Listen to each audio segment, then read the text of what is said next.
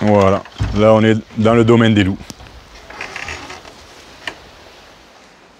Hein?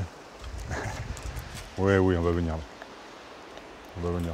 L'objectif, c'était d'essayer de démystifier un petit peu le loup et puis de remettre un petit peu les pendules à l'heure par rapport à l'image qu'il avait, et donc de pouvoir en parler d'une façon un peu plus neutre, et puis de permettre aux personnes d'en voir aussi, parce que c'est un animal qui est très sauvage, très farouche et qui est très difficile de voir en forêt. On a 3 enclos là. Un enclos avec des loups gris, un enclos avec des loups arctiques, et puis l'enclos avec la meute, ce qu'on appelle la meute des Wolf Sandage, qui ont été des loups qui ont été imprégnés. C'est des louveteaux qui ont été sortis tôt de l'enclos là, et puis qu'on a nourris au biberon et qui sont restés très proches de nous là.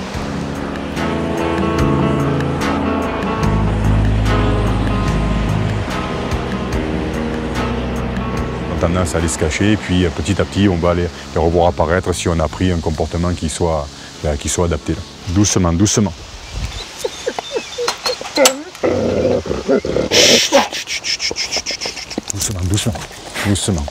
Oui. Bella, ça suffit.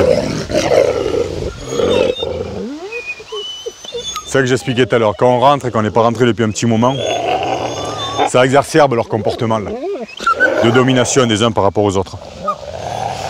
Ils sont pas domestiqués, ni dressés à faire quoi que ce soit là. C'est pas là, on ne pourrait pas faire de cinéma ou autre. C'est des loups qui sont imprégnés, mais ils ne sont pas domestiqués dans le sens où ils ont gardé leur comportement de base.